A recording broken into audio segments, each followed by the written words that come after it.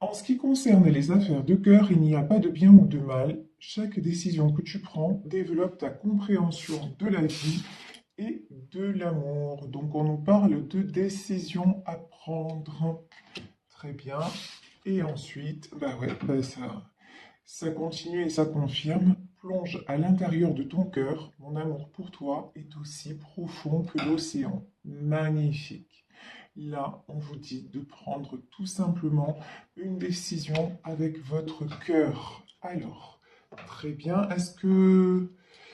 Oui, non. Alors, je range cet oracle-là et j'ai pris l'autre oracle, Lumière de Fée. Non, c'est pas Lumière de Fée, c'est l'oracle du Pays des Merveilles, pardon. Je me mélange les pinceaux. Donc, on va compléter avec l'oracle du Pays des Merveilles pour savoir quels sont les autres messages si nous avons plus de précision. Voilà, et ici nous avons deux cartes complémentaires. De plus en plus curieux, découverte, enquête, étrangeté et curiosité. Mhm. Et enfin, persévérance, effort intense et progression. Bon, de toute façon, là, vous sentez que les choses se transforment dans cette relation, mais ça vous laisse interloquer. Vous vous posez beaucoup de questions et vous vous demandez si ça vaut la peine de continuer ou si il est préférable d'arrêter. Là, vraiment, ce qu'on vous dit, c'est prenez la décision avec votre cœur, hein. C'est ça le plus important. On le sait que le mental perturbe beaucoup, mais c'est votre cœur qui doit être la priorité. C'est lui qui doit vous guider. Alors, on va prendre le Véline pour savoir dans cette situation, en fait, comment se passe clairement cette situation dans votre vie. Bon, déjà, la première carte qui sort, c'est la carte du feu. Alors le feu, ça peut être les conflits, ça peut être la passion aussi, hein. C'est une relation. Alors là, ce que j'entends, c'est que c'est une relation très, très, très intense. Et c'est pour ça que ça vous interroge autant, c'est pour ça que vous vous posez tellement de questions. C'est pour ça que c'est pas facile aussi de prendre une décision concernant justement, votre autre et ce que vous vivez dans votre vie sentimentale. Ici, nous avons la réussite et nous avons la famille. Bon, écoutez, réussite et famille, de toute façon, vous, ce que vous voulez, c'est du sérieux. Vous voulez que cette relation soit une relation saine, sereine, et vous avez peut-être comment dire, la volonté de créer une famille avec cette personne. Alors, ici, la fatalité et les pourparlers. Moi, j'ai l'impression qu'il y a du bon qui arrive, hein. Ici, on a les pourparlers, mais c'est quand même tombé à l'envers. Et la fatalité tombée à l'envers. J'ai l'impression que vous voyez les choses sont en train de s'arranger pour vous, que tout est en train de se mettre en place, que certes, vous avez attendu, certes, vous avez fait peu preuve et vous faites encore, je pense, preuve de persévérance, mais pour moi, ça va payer. Voilà, ici, la famille et la nouvelle. Ouais, moi j'ai quelqu'un. Alors, si vous êtes actuellement, si vous avez des difficultés dans votre couple, alors si c'est déjà une vie de famille, mais qu'en ce moment c'est compliqué, on vous dit que ça va être la fin, que votre autre a fait des compréhensions, qu'il ou elle est en train de changer et que les choses vont s'arranger. Et si vous êtes en séparation, en non-communication avec quelqu'un, on vous dit que vous allez recevoir des nouvelles. Euh, j'ai un autre message aussi pour les triangulaires, c'est que là, pour les triangulaires, on vous dit ne vous fiez pas aux apparences. Je m'explique. C'est-à-dire que vous avez peut-être le sentiment que votre autre, s'il est déjà ou si elle est déjà en couple, que tout va bien dans sa famille, que c'est la vie rêvée des anges, que dans son foyer, dans ce foyer qu'il ou elle a reconstruit, tout va bien. Et là, on vous dit, ne vous fiez pas aux apparences. C'est ce que cette personne a à cœur de vous montrer, mais c'est pas la réalité.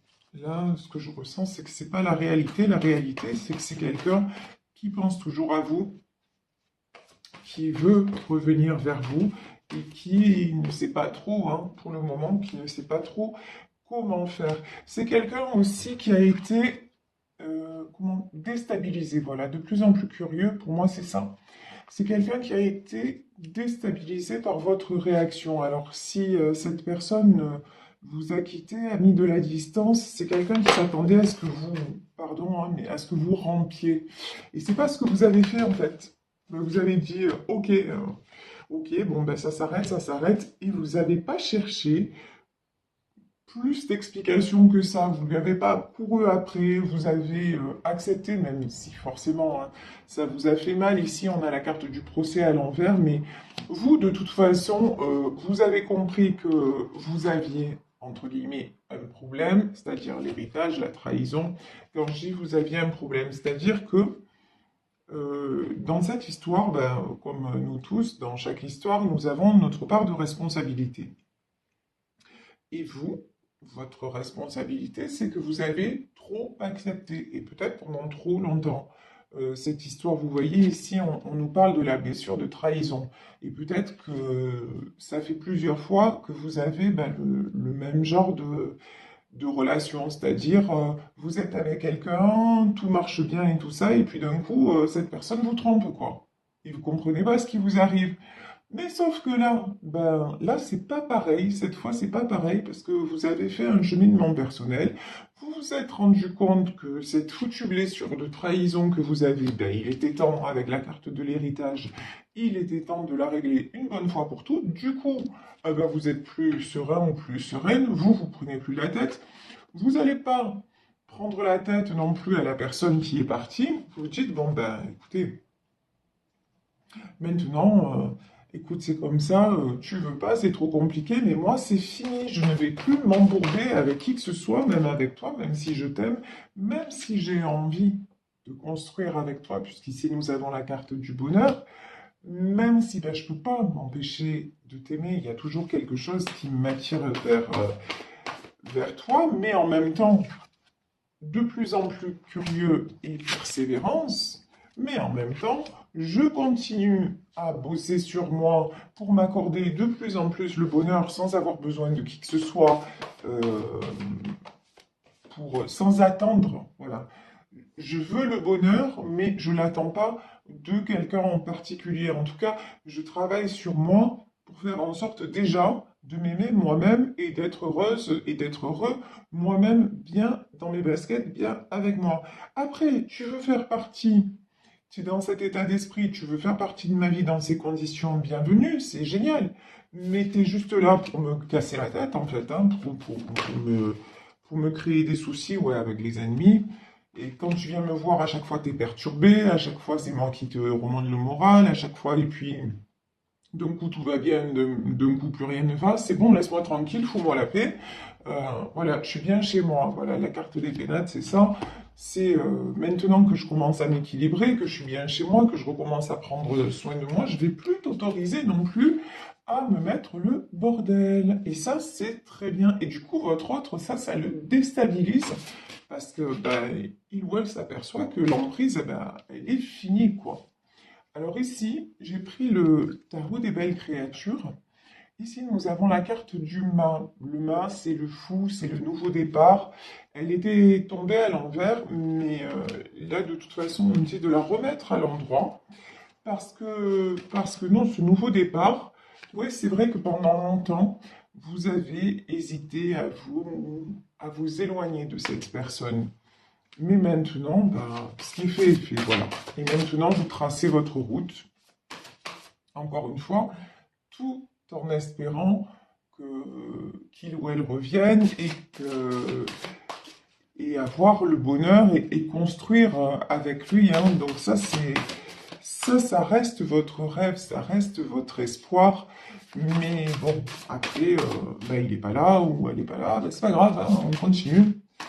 Le chemin, la vie est belle, la vie vaut d'être vécue, et puis la vie aussi, c'est des rencontres inattendues, alors pourquoi pas, il faut y aller maintenant, je veux dire, il faut plus se laisser freiner par qui que ce soit.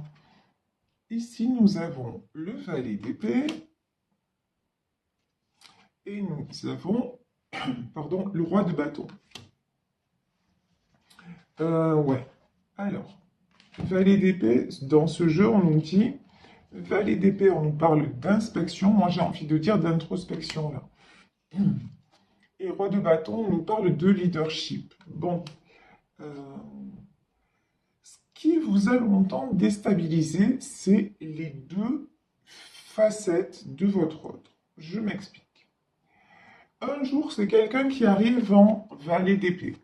Alors, valet d'épée, c'est quelqu'un d'un petit peu immature, qui a un peu besoin de maman, on va dire ça comme ça, qui a besoin d'être rassuré, qui a besoin euh, d'être chouchouté, mais aussi d'être valorisé. Donc, un coup, il arrive, il est craquant, quoi, il est fragile, ou elle est craquante, pareil, hein, vous adaptez, ou elle est craquante, fragile, toute mignonne, machin, donc, ben voilà, vous fondez.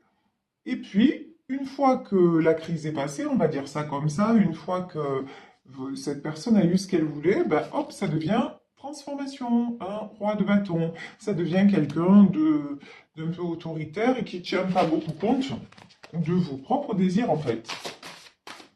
Il a eu ou elle a eu ce qu'elle voulait, et puis hop, c'est bon, maintenant je suis requinqué, je repars.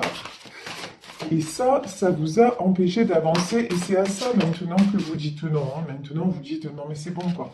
J'ai compris ton petit manège, mon grand ou ma grande, et ça va plus le faire parce que moi, je n'ai plus. Et surtout, je ne veux plus supporter ça. Ici, nous avons 6 d'épée et nous avons 5 d'épée. Et c'est pour ça que vous vous détachez. Ici, vous voyez, vous en avez assez aussi de recevoir des coups. Vous en avez assez de toujours être celle ou celui qui a une oreille attentive, qui est là pour faire du bien. Mais vous, par contre, quand vous en avez besoin, ben, il n'y a personne. Hein.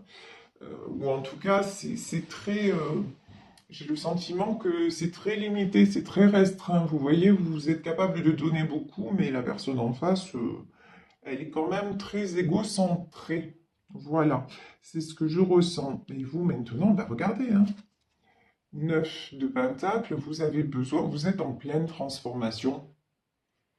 Et vous avez besoin de vous épanouir. Ici, on nous parle de 9 de pentacle, on nous parle de récompense. Ben ouais, la récompense que vous vous accordez justement en réalisant tout ça et en faisant ces compréhensions, la récompense suprême, c'est la paix. Vous vous accordez la sérénité, vous vous accordez la paix intérieure parce que justement, vous ne laissez plus à l'autre les commandes. C'est terminé, vous reprenez les commandes de votre propre vie.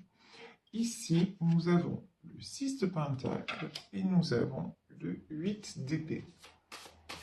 Je vous parlais de générosité, vous êtes toujours en train de donner, c'est votre grosse qualité, mais c'est aussi, et voilà, mais ça peut être aussi un défaut parce que vous manquez, des fois, vous manquez de dosage.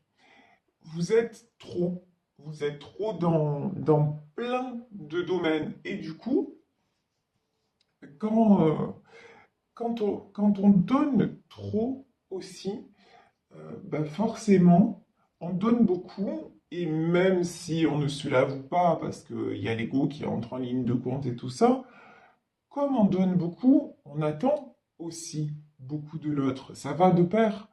Et du coup, bah, on est souvent déçu parce que si on est capable d'un maximum de choses, bah, il y a très peu de gens qui sont capables de donner de façon inconditionnelle, de donner comme ça tout le temps. Et vous, vous faites partie de ces personnes. Et donc, vous êtes souvent déçu, vous vous sentez souvent trahi parce que vous vous dites, non mais moi j'ai fait ça, j'ai fait ça, j'ai fait ça, et en retour, qu'est-ce que je récolte? Pas grand-chose. Ok, c'est une façon de voir les choses. Mais maintenant, si vous vous dites, mais finalement, peut-être que j'en fais trop. Peut-être que aussi, dans ma façon d'être, il y a quelque chose qui cloche parce que c'est pas bon, trop ou pas assez. Il faut trouver un juste équilibre. Quelque part, le fait de vouloir à tout prix donner, ça cache peut-être un besoin de reconnaissance, ça cache un mal-être de ma part où j'ai toujours besoin d'être là pour les autres parce que au fond j'ai du mal à me supporter, hein. Ça peut être ça parce que aussi vous voyez le fait de toujours être tourné vers les autres, ça permet de moins nous regarder nous-mêmes. Donc quand vous prenez conscience de ça, bah, vous pouvez rééquilibrer et du coup si vous donnez moins, c'est-à-dire si simplement vous comment dire sans parler, quand je dis donner moins, c'est pas calculer. C'est pas là je vais donner ça pour comme ça je suis sûr d'avoir ça en retour. C'est pas du tout dans cet état d'esprit. Pas du tout. Mais si vous êtes plus raisonnable, on va dire ça comme ça, si vous en faites pas des caisses et que vous savez dire non, parce que vous avez aussi du mal à dire non, si vous réapprenez à dire non parce que vous n'êtes pas disponible, vous voyez, moi en ce moment, j'ai pas mal de demandes et je suis obligé à certains moments de refuser. Pas parce que je veux, ça fait un moment aussi que je vous promets un live et je n'y arrive pas. J'ai pas le temps matériel de faire un live parce que quand je fais quelque chose avec vous, bah, je veux être complètement avec vous. Et là, en ce moment, dans ma vie personnelle, eh ben, j'ai des priorités là qui sont là et qu'il faut que je règle pour après être plus disponible. Donc, et ça me perturbe parce que j'aimerais tout faire. J'aimerais être avec vous, j'aimerais être efficace complètement dans ma vie perso, j'aimerais être au top, mais je sens que l'énergie me manque, je n'y arrive pas. Donc, eh ben, je refuse certaines choses et voilà, et j'accepte, même si dans mon tempérament, ben ouais, j'ai envie de faire plaisir à tout le monde et me faire plaisir à moi aussi parce que faire des lives, c'est le kiff en fait. Mais je ne peux pas et j'accepte et je me dis, allez, c'est pas grave, quelque part, ben, je me pardonne de ne pas y arriver. Je fais une chose après l'autre, oui, après l'autre. Quand il faut que je dise non, eh ben, tant pis, je dis non, je reporte. Et comme ça, après, au moment où je vais être disponible, ben, je le serai complètement. Parce que je sens bien qu'au niveau de mon énergie, au niveau de, voilà, d'une fatigue générale, je n'y arrive plus. Et vous, en fait, c'est ce qu'on vous dit. C'est pas la peine de vous couper en 10 pour faire plaisir à tout le monde. Apprenez à dire non.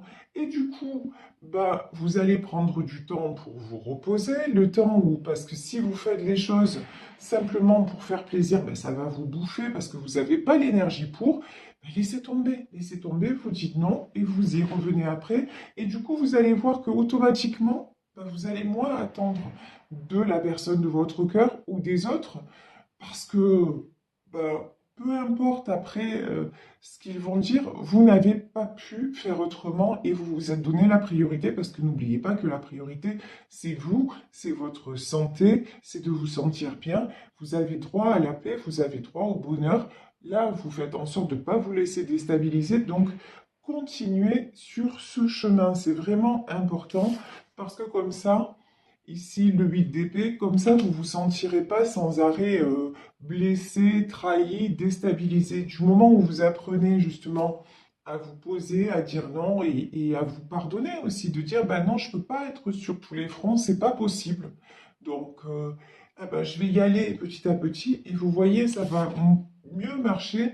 Et regardez ici, on a le 5 de Pentacle, la carte, vous savez, où elle a un masque à gaz.